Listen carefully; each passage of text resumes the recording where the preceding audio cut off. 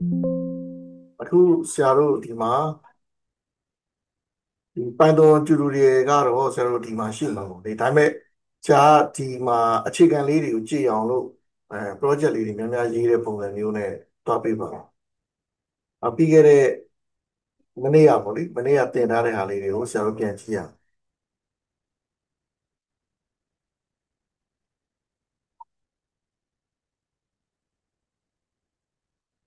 အောင်မနေ့ကဆရာတို့ function နဲ့ menu ရေးတဲ့ပုံစံလေးကိုဆရာတို့ intro လုပ်ခဲ့တယ်ဒီနေ့အဲ့ဒါလေးကိုသုံးပြီးတော့ဆရာတို့ဒီ to do application လေးရေးတဲ့ဟာလေးကိုတွားပါအဲ့တော့ဆရာတို့ skill ဆိုတာက scale set လို့ခေါ်တာပေါ့နော်အဲ့တော့သူက scale လေးကိုစုထားတာပေါ့တစ်တစ်လေးတွေစုထားတာပေါ့ဥပမာဆရာတို့ input output ဘယ်လိုလုပ်လဲဆရာတို့ဒီပေါင်းနှုန်းမြောက်စားဘယ်လိုလုပ်လဲဆရာတို့ဆုံးဖြတ်ချက်တွေဘယ်လိုချလဲပေါ့နော်လူပင်တွေဘယ်လိုပတ်လဲပေါ့ function တွေဘယ်လိုရေးလဲအဲ့ဒါတွေကိုပေါင်းဆက်ပြီးတော့မှဆရာတို့ကဒီ software တွေဖြစ်အောင်ဖန်တီးယူတာ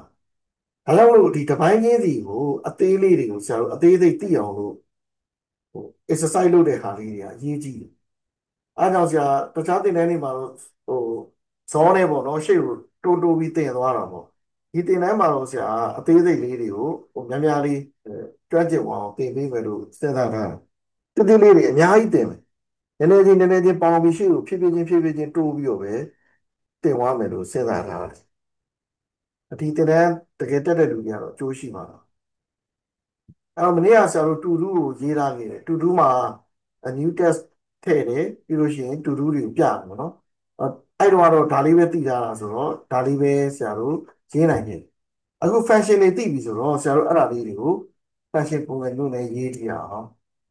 သူကတော့မှရေးရမယ့်ဟာတွေကိုစပြီးတော့ hint space နေပေါ့နော် hint space နေဆိုတဲ့ editor ပြောင်းရတော့မယ်ဆိုတော့သဘောပဲမပြောင်းလို့ရှိရင်သူကပဲရေးပြီးလိုက်တော့မှဆရာတို့သင်ရတော့မှာမဟုတ်ဘူးအဲ့တော့ဆရာတို့ဒီမှာ sublime text ကိုဆရာတို့သုံးပါမယ်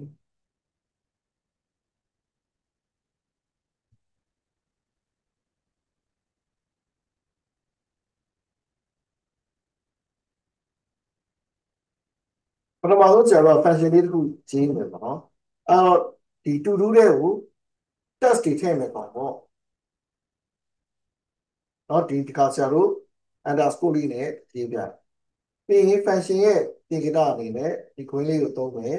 ပြီးရင်ဆရာတို့ဒီအောက်မှာရေးမယ်နော်အဲ့တော့ test တစ်ခုထည့်မယ်ဆိုတော့ to do တဲ့ကိုဆရာတို့က test ထည့်ရမယ်ထည့်မဲ့ test ကိုဆရာတို့ input ပေးဖို့လိုသူက input ထည့်ပြီးလိုက်တော့မှဆရာတို့ကအဲ့ဒီ input ကိုဆရာတို့ကထည့်ပေးနိုင်မှာဖြစ်တယ် okay လောလောဆယ်တော့ပို့ပြီးတော့လွယ်တဲ့အဆင့်ကနေစရေးလိုက်လို့ဟုတ်ပါနော်new task ကိုဆရာတို့ကဘယ်ကနေစမလဲဆိုတော့ input ကနေပြီးတော့ user ကြီးကနေပြီးတော့ယူတဲ့နေရာကိုစတယ်ဟ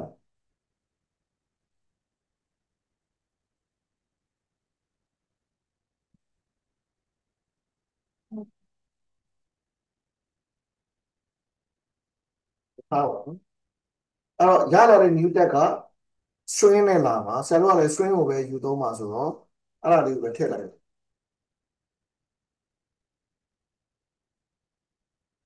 တူတူရဲ့ဒီမှာဆိုလို့ရှိရင်ဆရာတို့ဘယ် function ကိုသုံးမလဲဆရာတို့ append hey ဒီမှာ AL လာမပြီးတော့လည်းနည်းနည်းရွာလောသွားတဲ့သဘောတော့ရှိတယ်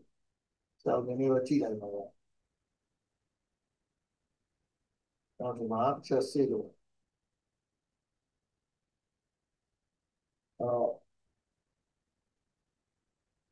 append ပဲတူတူတော့ append နဲ့သုံးတယ် national memory အလို့မရဘူးစအောင်းထဲမှာအကုန်လုံးကရောတယ်ဆရာတို့ဒီမှာဆိုလို့ရှိရင် new test ကိုဆရာတို့ဟိုကလုပ်လိုက်ပါပေါ့နော်အာ new test ကိုဆရာတို့ထည့်လိုက်ပါဒီအာအတန်ဖတ်အောင် new လုပ်လိုက်โอเคအဲ့ဒါဆိုလို့ရှိရင်ဆရာတို့ဥပ္ပေ ဘယ်နေရာရောက်သွားပြီလဲဆိုတော့ test တစ်ခုယူစားထည့်ပြလိုက်လို့ရှိရင်ကျွန်တော်ဒီ test ကိုဒီ to do တွေကိုထည့်တဲ့အဆင့်ကိုရောက်သွားတယ်ပြီးလို့ရှိရင်ကျွန်တော်ဘာလုပ်မလဲဆိုတော့အဲ to do list ကြီးတစ်ခုလုံးကိုကျွန်တော် show လုပ်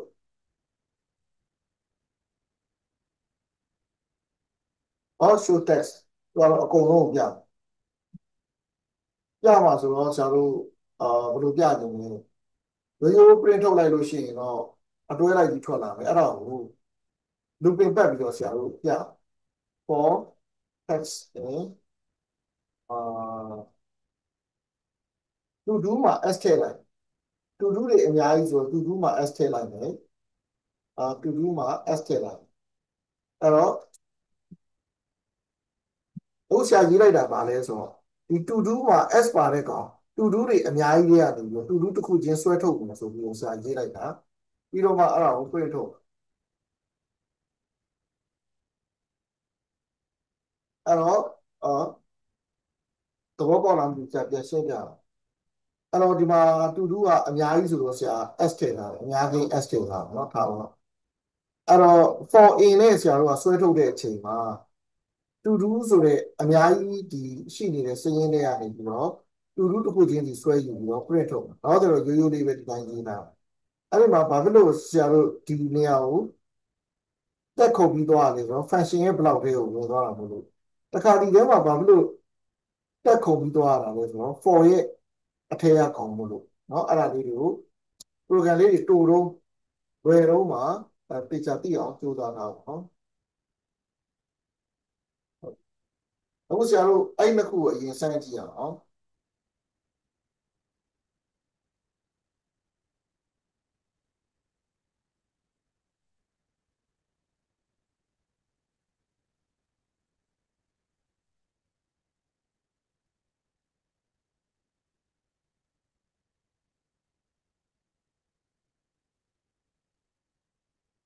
ဒီ test 3ခုကိုဆရာထည့်လိုက်ပြီ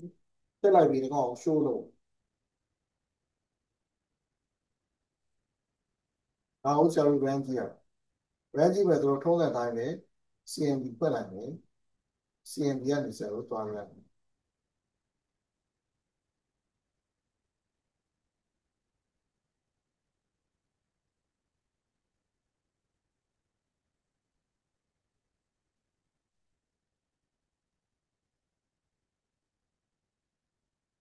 folks ဘာလို့မမလို့ဖြစ်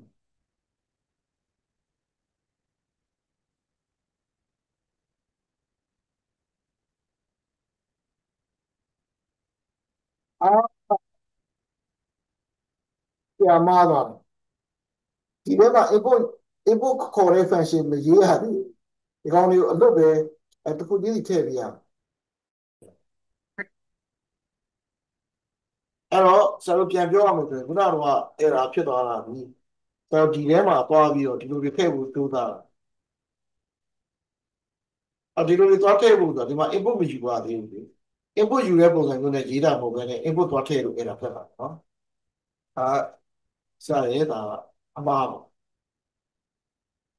အဲ့တော့တကယ်တမ်းရေးရမှာက function ရိုးရိုးခေါ်လိုက်ရင်လည်းခေါ်လိုက်လို့ရှိရင်သူ့အတူ input တောင်းပြီးတော့အလုပ်လုပ်သွားတယ်အဲ့ဒါလေးကိုပြန်ကြည့်ရ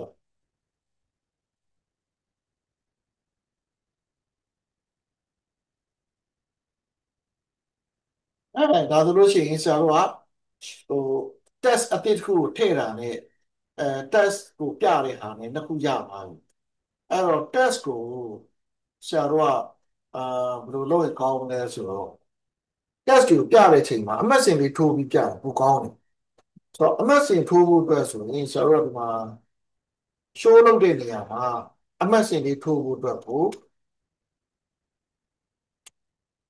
and ကိုဆရာတို့က1ပေးလိုက်1ပေးလိုက်ပြီးတော့ print ထုတ်တဲ့အချိန်မှာ formatted string နဲ့အမှတ်စဉ်လေးပါထည့်ပြီးတော့ထုတ်အဲ့တော့ပထမအမှတ်စဉ်လေးက and ပေါ့ and dash ဆရာတို့ကနောက်ကတူတူးလာတူတူးလာအဲ့တော့ format string နဲ့ဆရာတို့ကအမှတ်စဉ်လေးပါထည့်ပြီးထုတ်မယ်ပြီးလို့ရှိရင် and ကိုတစ်ခုထုတ်နောက်ဒီမှာအဲ့လိုရေးလို့ရပါမလားအမှတ်ကြီး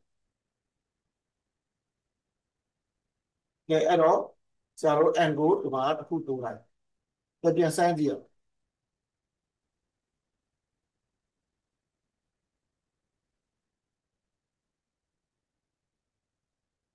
အခုဆိုရင်ဒါကအမှတ်စဉ်လေးထိုးပြီးတော့ပြတဲ့အနေအထားဖြစ်လာအဲ့တော့မရှင်းတဲ့လူတွေအတွက်ပြန်ပြောပြပေးမယ်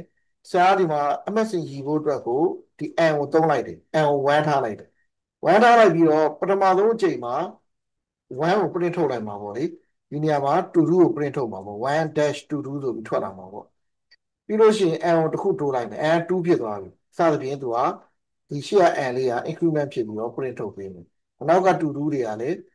ဒီ22တွေကနေပြီးတော့တစ်ခုချင်းယူပြီးတော့ print ထုတ်ပေးမယ်ဒါဆိုလို့ရှိရင်ဆရာတို့အာဒီဟာတွေဒီနှစ်ခုကတော့အဆင်ပြေသွားပြီပေါ့လေနောက်တစ်ခုကဆရာတို့အာ edit လုပ်မယ်ပေါ့အဲ့တော့ update လုပ်မယ်လို့ပေါ့နော် update လုပ်အဲ့တော့ update လုပ်မယ်ဆိုလို့ရှိရင်ဆရာတို့ကဘာလုပ်မလဲဆိုတော့ update လုပ်မယ်ဆိုလို့ရှိရင်ဘယ်နေရာအကောင်ကို update လုပ်မယ်ဆိုတဲ့ဟာကိုပြောပြီးတော့ဆရာတို့ကတခါတည်းပြင်ရမှာပေါ့နော်အဲ့တော့ဒီလိုရေးမယ်ကွာ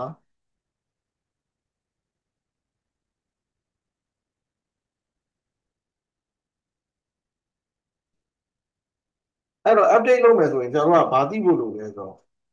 သူ့အရင်ဆုံး show test နဲ့သူ့ကိုဆရာတို့ကအရင်ပြငါးဒီမှာတော့တဲ့ဒါတွေရှိတယ်အဲ့ဒီကောင်တွေထဲမှာမင်းဘာကိုဖြတ်ချင်တာလဲဆိုပြီးရွေးပြီးဖြတ်ခိုင်းတယ်အဲ့လိုလုပ်ချင်တာဖြစ်တဲ့အတွက်ကြောင့်ဆရာတို့က show test ဆိုတဲ့ function ကိုအရင်ခေါ်လိုက်တယ်။မကြည့်နော် function တွေကနေ function ကိုပြန်ခေါ်တယ်။အဲ show test ဆိုတဲ့ function ပြီးသွားရင် user ကိုမေးမယ်မင်းဖြတ်ချင်တဲ့ index ကိုပေးပါလို့ပြောတောင်းတယ်။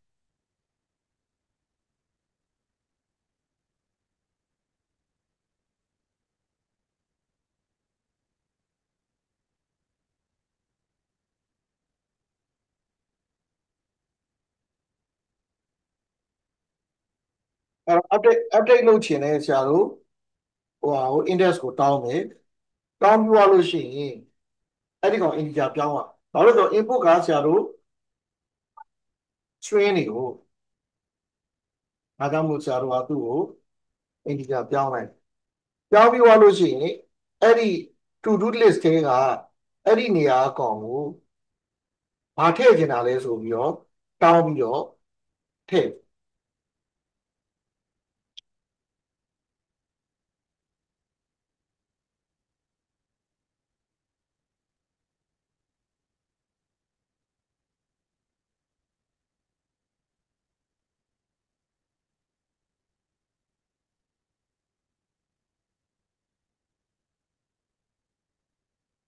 အဲ့ကောင်ဆိုတော့တွားထည့်တွားထည့်မယ်ဆိုတော့ to do ဆိုတဲ့ list ထဲက I နေရာမှာဒါပေမဲ့ I နေရာမဟုတ်ဘူးဘာဖြစ်လို့လဲဆိုတော့ I ကိုဆရာတို့က index ကိုဒီမှာပြထားတဲ့အချိန်မှာ1ကနေစပြီးပြထားတယ်ဆရာတို့ကတစ်ခုလုပ်ပြရတယ်ဘာဖြစ်လို့လဲဆိုတော့ index အစစ်က0ကနေစတာမဟုတ်လို့သူရွေးလိုက်တဲ့ဒီ I ကိုဆရာတို့ကတစ်ခုရှော့ပေးတယ်အဲ့ဒီကောင်လေးကိုကဆရာတို့က update test ထည့်ပေးလိုက်ဒါပဲဒါဆိုရင်ဒါဒီ update လုပ်တဲ့ process ပဲပြန်ရှင်းပြမယ် update လုပ်မယ်ဆိုရင်အရင်ဆုံးဒီ test တွေကို show ပြီးတော့သူ့ကိုရွေးခိုင်းရမယ် show ပြီးတော့ index ကိုရွေးခိုင်းမယ် integer ပြောင်းမယ်ပြီးလို့ရှိရင်ဘာထည့်ချင်တာလဲဆိုတာကိုမေးမယ်အဲ့ဒီ index ရဲ့တစ်ခုရောတဲ့နေရာအဲ့ဒီနေရာမှာသွားပြီးတော့ဒီကောင်ကိုသွားထည့်မယ်ဘာလို့တစ်ခုရောရလဲဆိုတော့ index က0ကနေစတာဆရာတို့က1ကနေစတာတော့သူရွေးလို့ရှိရင်ရှေ့ဆုံးကောင်1လို့ရွေးမှာဆရာတို့ကတကယ်သိရင်0မှာသိရမယ်အဲ့တော့1กว่าတယ်ဘာလို့1กว่าနေလဲဆိုတော့တကယ်လို့ဒီမှာ0 1 2ဆိုရင်ထိရတော့မလှလို့ဆရာတို့က1 2 3လို့ပြထားပြီးအတွင်းထဲမှာ adjust လုပ်လိုက် user ကိုအဆင်ပြေအောင်ဖန်တီးပေးထားပြီးတော့အတွင်းထဲမှာကွက်ကို arithmetic ပြန်လုပ်တာပေါ့အဲ့တော့ဒါဒီ update လုပ်တဲ့ကောင်အကြမ်းမြင်ပြီးသွားအဲ့ဒါလေးစမ်းကြည့်အောင်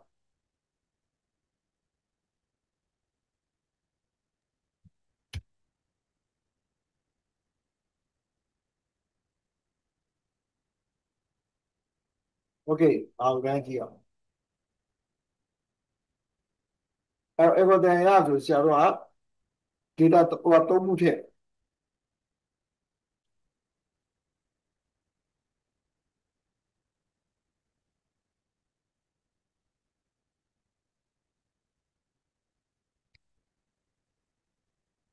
အဲအပေါ်ကျွန်တော် show ကြောင့်ပြအောက်ကသုံးခုကဒီ update ကြောင့်ပြ update test ကြောင့်ပြ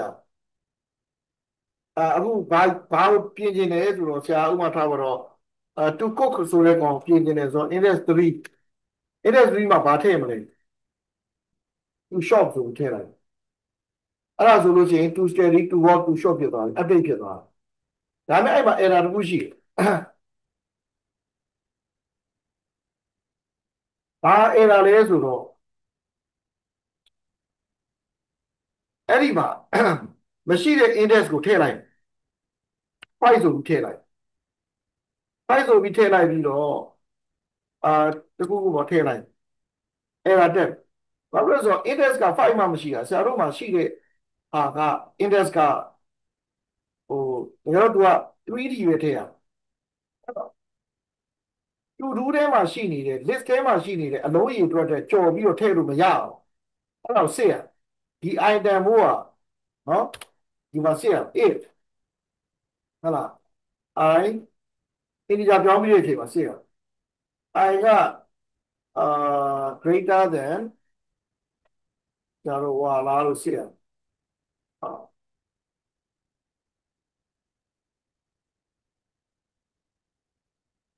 greater than 0ဖြစ်ရအဲ့တော့0တက်တော့ तू ကsorry ဟုတ်တယ်0တက်ကြီးရဘာဖြစ်လဲဆိုတော့ तू က1ကနေစမှမှန်မှာ0ဆိုအနှုတ်ထွက်လာ and i က less than or equal to အလုံးရေအတွက်ဆိုတော့ဆရာတို့အလုံးရေအတွက်ဘယ်လိုရှာမလဲ to do ရဲ့အလုံးရေအတွက်ဆို nan ဆိုတဲ့ function နဲ့ရှာမယ် nan နဲ့ to do ထဲမှာရှိတဲ့အလုံးရေအတွက်ကိုရှာမယ်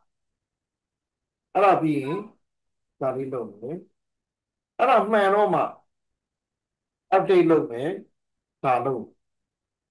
မမှန်ဘူးဆိုလို့ရှိရင် index မကိုက်ဘူးဆိုပြီးတော့ဆရာတို့ပြောတယ်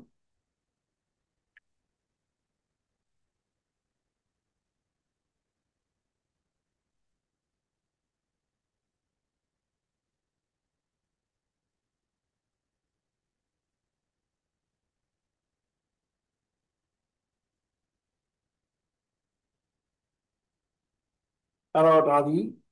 ဆရာတို့အခုလောလောဆယ်ရေးထားတဲ့အနေအထားအရဆိုလို့ရှိရင်ဟို input validation လို့ခေါ်တယ်input ကိုဆရာတို့စစ်ထားတယ်เนาะ input validation တွေကစစ်မယ်ဆိုလို့ရှိရင်တော့ဒီမှာလည်းစစ်လို့ရပါသေးတယ်နားဖြစ်နေရင်မလုပ်ဘူးလို့ပါလို့ဒါမျိုးစစ်လို့ရပါသေးတယ်ဒါပေမဲ့ဘယ်လောက်ဆိုရင်ဆရာတို့ခုနပြဿနာကိုရှင်းလို့ရတယ် essence ဖြစ်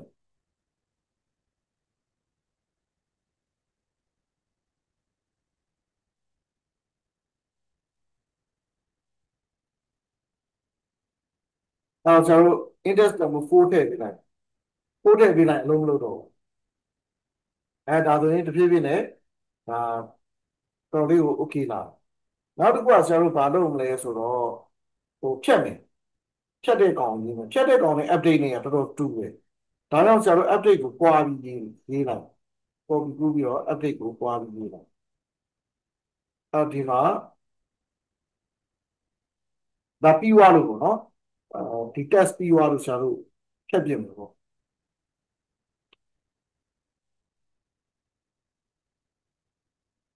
short test လောက်တာလည်းတူမယ်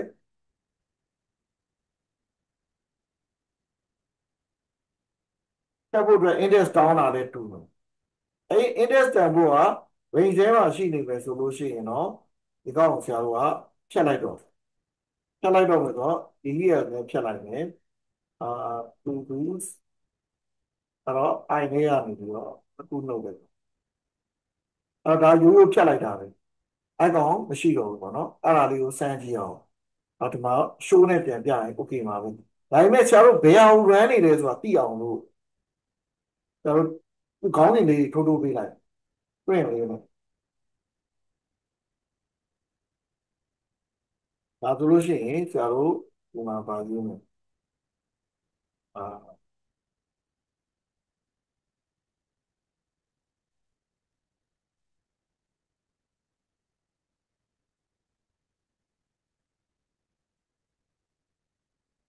ဒီခေါင်းစဉ်လေးထိုးပေးလိုက်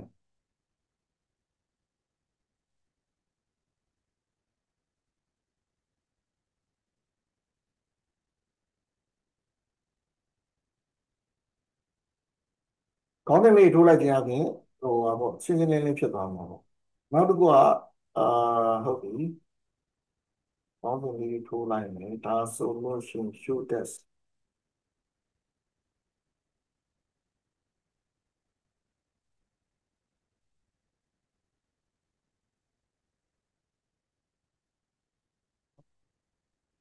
ပေါ့နော်ဒါ update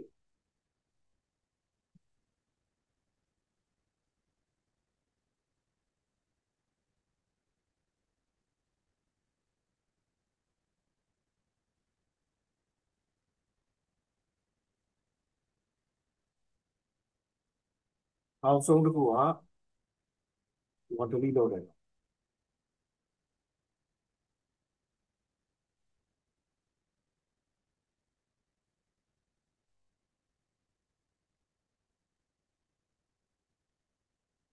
ဒါဆိုရင်လည်းပို့ပြီးတော့ကြည့်ရကောင်းပါအဲ step by step ရေးသွားတဲ့ခါလေးကိုသိကြကြည့်ကြကြနော်အဲ့တော့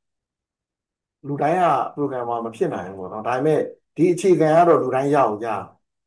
ဟိုလိုမျိုး programmer ကြီးမဖြစ်ပြင်မဲ့ဒီလိုအခြေခံလေးတွေကတော့မရတဲ့အကြောင်းမရှိဘူးပေါ့နော်နော်ကျွန်တော်တို့စမ်းကြည့်အောင် Python တူတူတော့ပိုင်ပေါ့ဒါမှမဟုတ်နည်းနည်းလေးရှင်းရှင်းလင်းလင်းဖြစ်သွားပြီ test တောင်းမယ်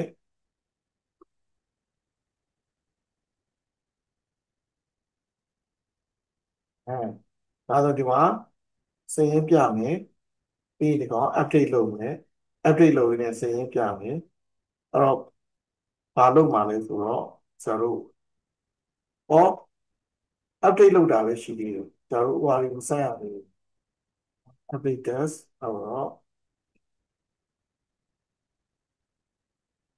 ဒါဆိုရင်ဒီမှာအစားဝင်လာနော်ကဲမနေ့က menu system တင်ထားပြီးပြီဆိုတော့ကျွန်တော်တို့ဒီလို function တွေရေးပြီးသွားရင် menu ရေးရမယ်ဆိုတာ auto understood အဲ့တော့ menu ရေးတဲ့ပုံစံမှာပုံစံလေးတွေကတော်တော်များများတူတယ်တူတော့အဲ့ဒီကောင်လေးတွေမနေ့ကရေးတဲ့ကောင်ရှိသေးလားမသိဘူးမနေ့ကရေးတော့ function ထဲမှာသွားရေးတာအောက်ရှိတယ်အပြင်းတော့အဲ့ဒါလေးသွား copy ကူးလိုက်အောင်ဒါလေးသွားပြီးတော့ဒီ system လေးကို copy ကူးပြီးစာကြည့်ပါဦးလားတူတူလေးအဲ့တော့တူတူရဲ့ function လေးရဲ့အောက်ဘက်မှာကျွန်တော်တို့ infinite looping while နဲ့ရေးမယ်ဒီမှာ OS ကို import လုပ်တာ system သုံးတာတော့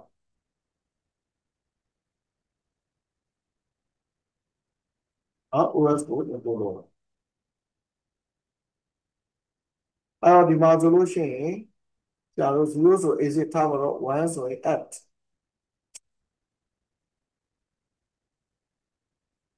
1ဆို add လုပ်မယ်2ဆိုရင် update လုပ်မယ်3ဆို delete လုပ်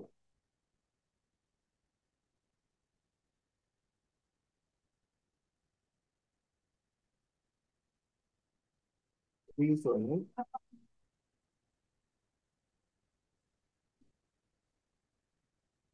4ဆိုရင် to all test နော်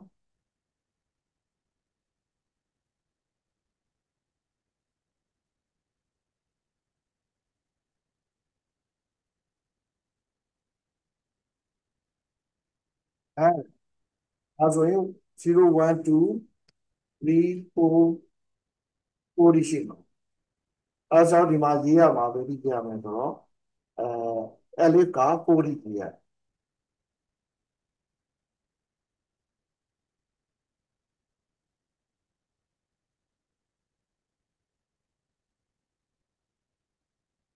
1 2 3 4အဲ့တော့1ဆိုလို့ရှိရင် x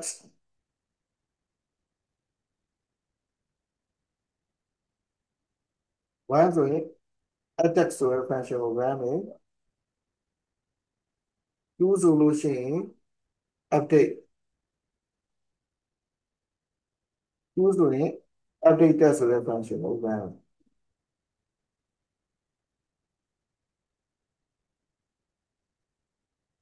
3ဆိုလို့ရှိရင်တက်မယ်ပေါ့3ဆိုရင် delete test 4ဆိုလို့ရှိရင် show autos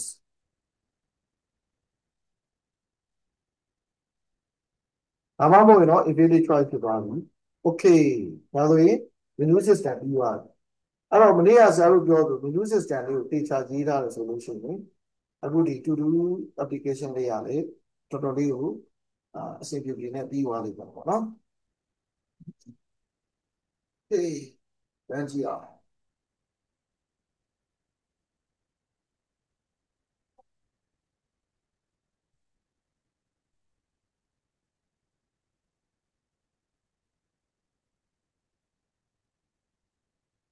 အဲ့တော့ RAM နဲ့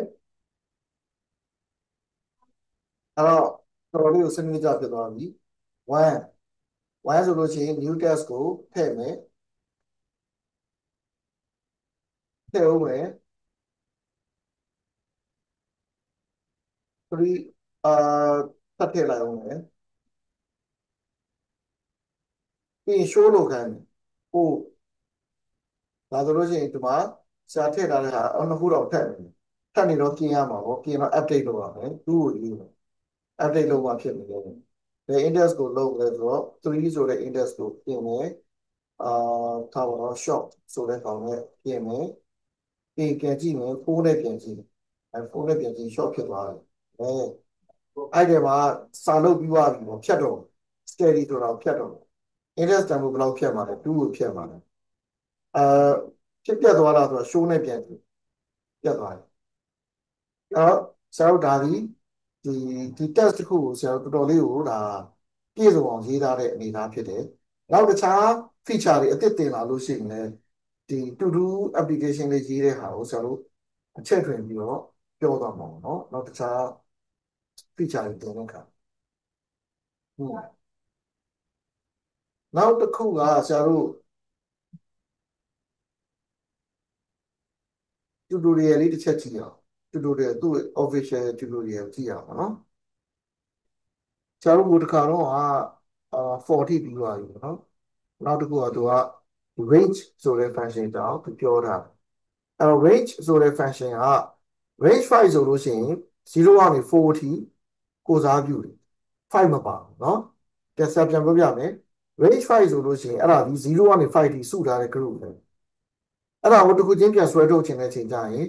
for in နဲ့ဆရာတို့ကတစ်ခုချင်းပြန်ပြီးတော့ဆွဲထုတ်တယ်เนาะ looping တွေမှာသုံးတယ် index တွေအတွက်သုံးတယ်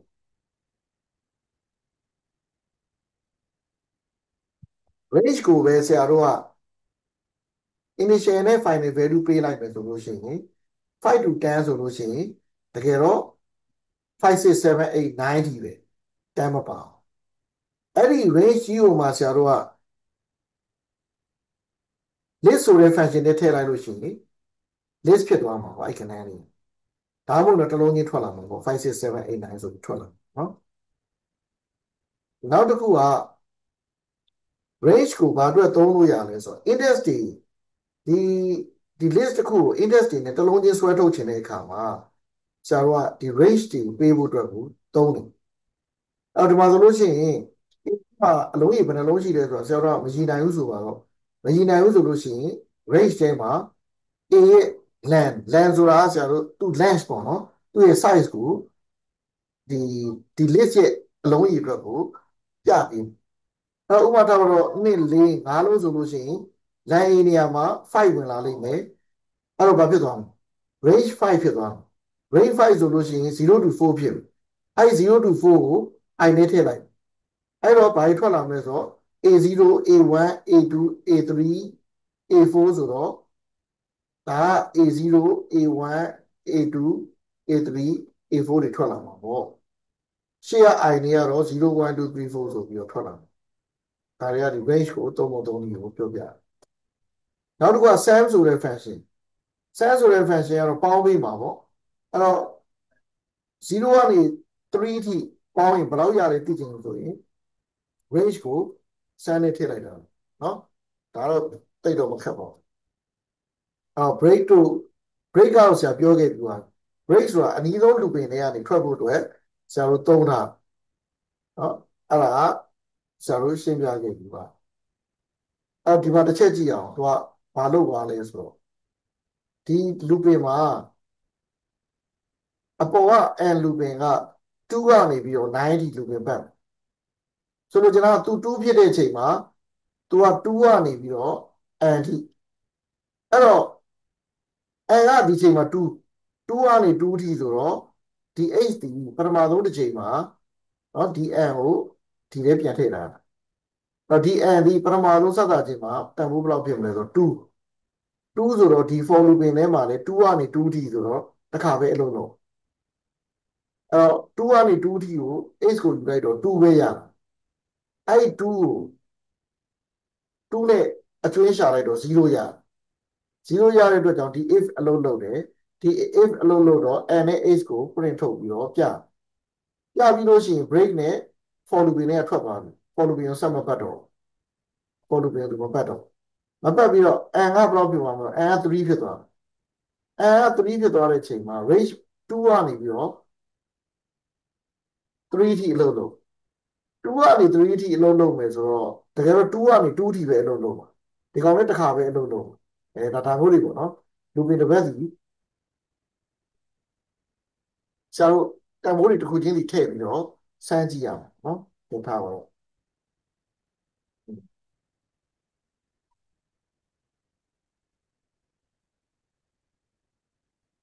continue ကြတော့သူကဘယ်လိုလဲဆိုတော့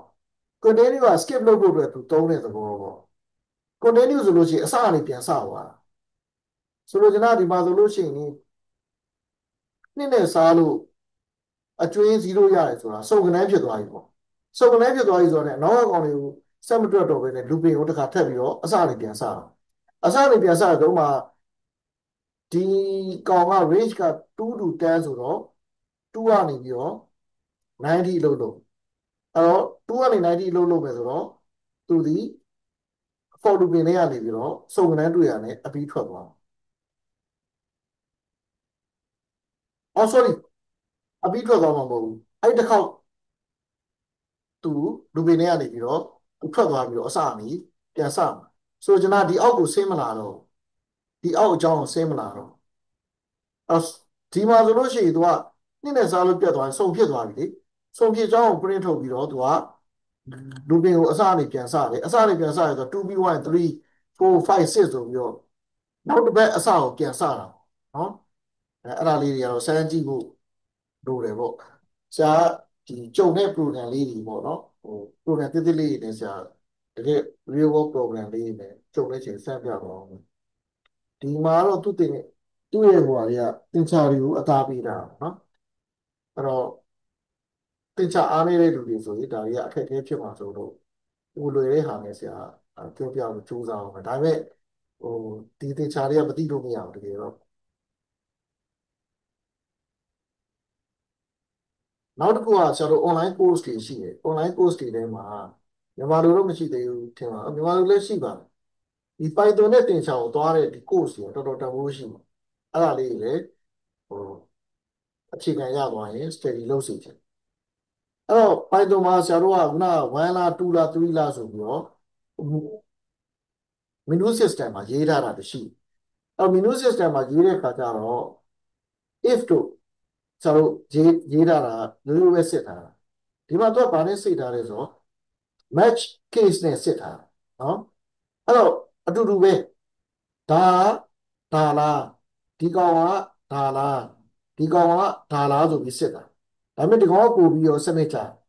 ဒါကြောင့်မို့လို့ဆရာတူတူးမှာဒီကောင်နဲ့ဆရာအစားထိုးပြီးတော့ရေးတယ်အဲ့တော့အဲ့လိုအစားထိုးပြီးရေးဖို့အတွက်ဆိုလို့ရှိရင်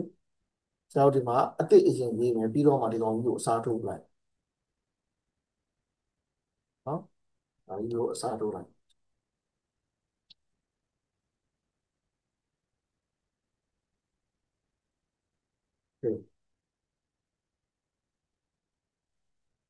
အော်သူစစ်မှာဘာလို့စစ်မှာလဲဆိုတော့ဆရာတို့ answer ကိုစစ်answer စစ် answer က case ဘယ်လောက်လဲ1ဆိုလို့ရှိရင်ဘာလုပ်အဲ့တော့1ဆိုလို့ရှိရင်အော် sorry 0ကနေစ0ဆိုလို့ရှိရင် exit လို့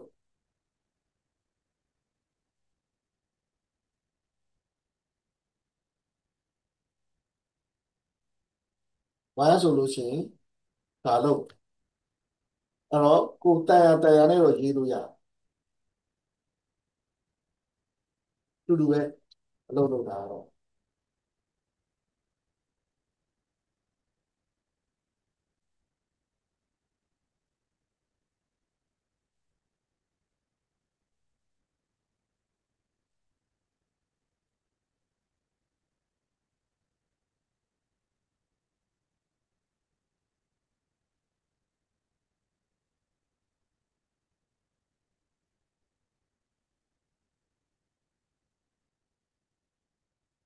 ဒီမှာ S ကိုဒီဘယ်လိုရေးမလဲလို့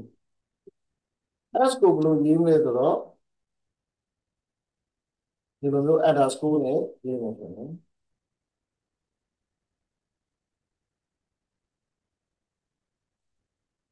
အဲ့တော့ဟိုလားမို့လားအဲ့ဆိုင်တာကိုပြန်သွားကြည့်အောင်ဆရာကတခြားမကြည့်လိုက်ဟုတ်တယ် underscore နဲ့ရေးတယ် okay ဒါဆိုရင်ကိုကောင်တွေကိုဖြတ်ပလိုက်လို့ရတယ် if တို့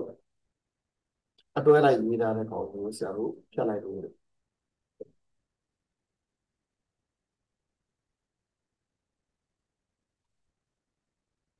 ကဲဘာလို့လဲ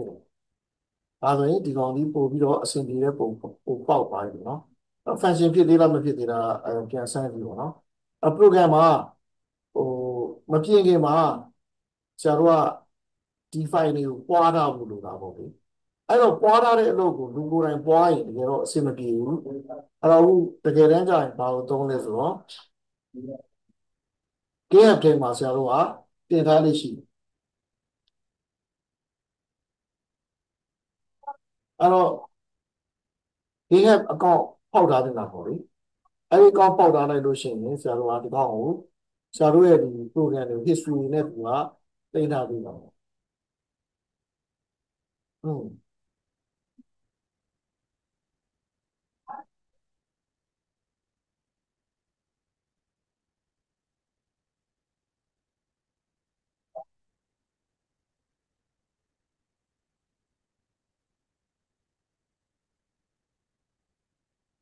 အဲ့တော့ဥပမာဆိုလို့ရှိရင်ဆရာတို့ဒီမှာတစ်ခုပြဆရာတို့ဒီပိုတာလေးဆိုလို့ရှိရင် history မှာဆရာတို့ဘယ်နှခါပြင်ခဲ့လဲဆိုတော့22ကြိမ်ပြင်ခဲ့တယ်ဒီမှာအဲ့ဒါတွေကိုတွားကြည့်လို့ရပြင်ခဲ့တဲ့ history တွေပေါ့ဆက်စပ်ချင်းမှာတော့ဆိုလို့ရှိရင်ဆရာတို့ဘာတွေရှိလဲပေါ့အဲ့ဒီအခြေအနေတွေအကုန်လုံးပြန်ကြည့်လို့ရ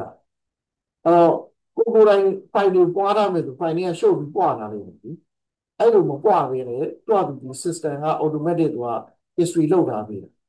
ဒါဆိုစသချင်းတော့ဘယ် file တွေပဲပါမယ်နောက်ပိုင်းကျတပြေးပြေးနဲ့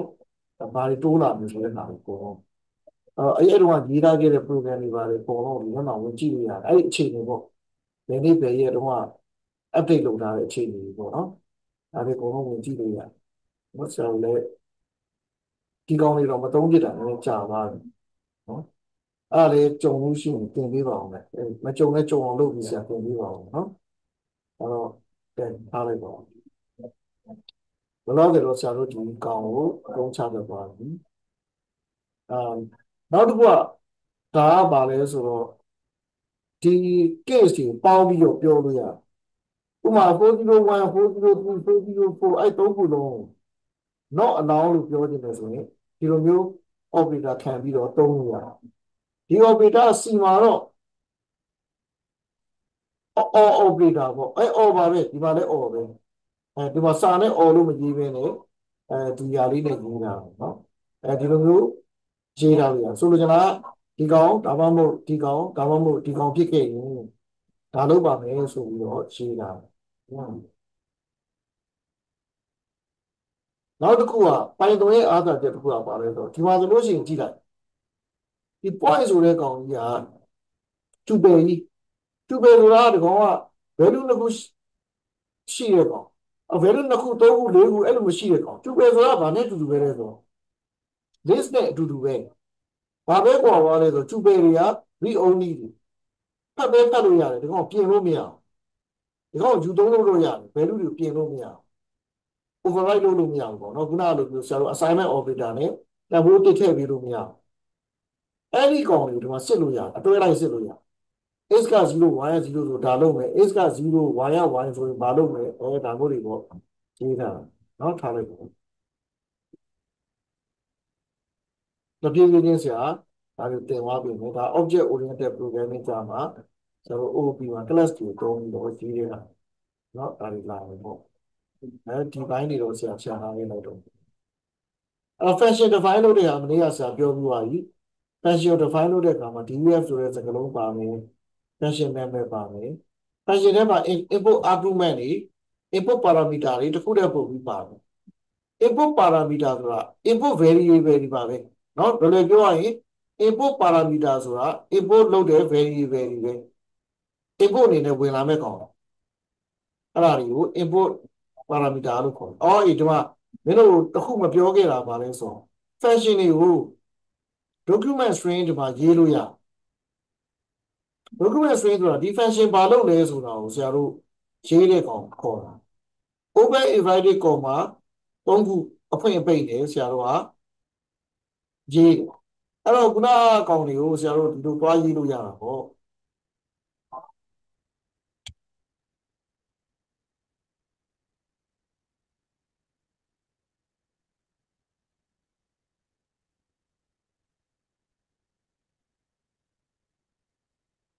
ဟော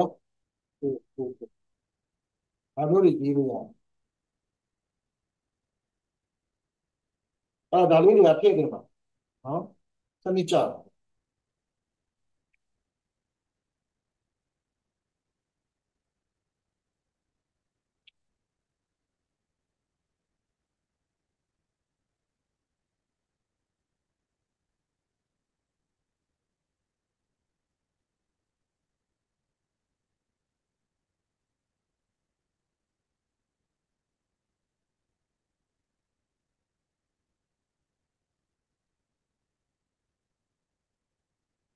function တွေထဲမှာဒီလိုမျိုးရေးလို့ရတယ်အဲ့လိုရေးခြင်းအပြင်ဆရာတို့ကဒီ function ဘာလုပ်လဲဆိုတာကိုရှင်းလင်းပြီးသားတခါလေးဖြစ်သွားတာပေါ့VS Code ထဲမှာဆိုတော့အဲ့ဒါပိုရှင်းမယ်နဲ့VS Code ထဲမှာဆိုရင်အဲ့ဒီကောင်ကဒီလိုလေးအုပ်စုလေးတွေ꿰သွားပြီးတော်လေးကိုစနစ်ကျသွားပါတော့ VS Code ကအရန်ကောင်းပါ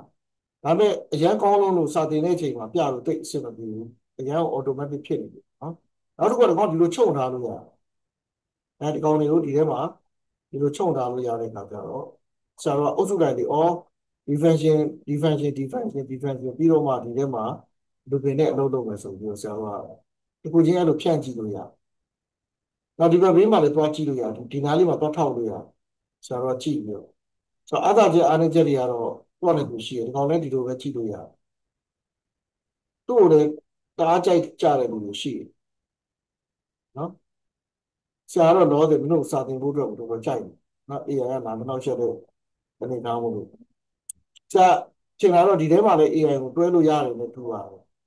ဆရာမလုပ်ထားလို့ပေါ့နော်အဲ့ဒါကြီးရှောက်ပြီးတော့လည်းမစမ်းနိုင်တော့ဆရာလည်းဟုတ်ပါဒီနေ့တင်လာဆိုလို့ရှိရင်ဆရာတို့မစိုးလို့ပြောလို့ရတယ်to do application တွေကိုတော်တော်လေးကိုတူပြန်နိုင်ရေးပြီးပါတယ်နောက်အပတ်ကြလို့ရှိရင် file import output နဲ့ဆရာတို့ to do application တွေကိုတကယ်သုံးလို့ရအောင်ဆရာတို့အခုဆရာတို့ထည့်ထားတဲ့ဒီ test list တွေရပါတော့အချိန်တိုင်းပြန်ပြတ်သွားမှာဘာလို့လဲဆိုတော့ तू က run ထဲမှာသိမ်းတာလေဒီကောင်ထဲမှာသိမ်းနေဆို run ထဲမှာသိမ်းတာအဲ့လိုမဟုတ်ဘဲနဲ့ file ထဲမှာရေးပြီးသိမ်းထားမှာပဲဆရာတို့ကဒီကောင်တွေကိုပြန်ပြီးတော့ဟုတ်လား software ပိတ်ပြီးပြန်ဖွင့်တဲ့ချိန်မှာ file ထဲကနေပြန်ဖတ်လိုက်တော့မှ update ဖြစ်နေတယ်အဲ့ဒါလေးဆရာရှေ့ဘက်ကြတာသိပေးမယ်ကဲဒီနေ့တော့လောက်ပါပဲပါအားလုံးဘေးရနေပြင်းပြီးတော့စစဆင်ပြပါလိမ့်ကျမချမ်းသာပါဘူးကျေးဇူးတင်ပါတယ် Thank you ပါဆရာကျေးဇူးတင်ပါတယ် ကျေးဇူးပါဆရာ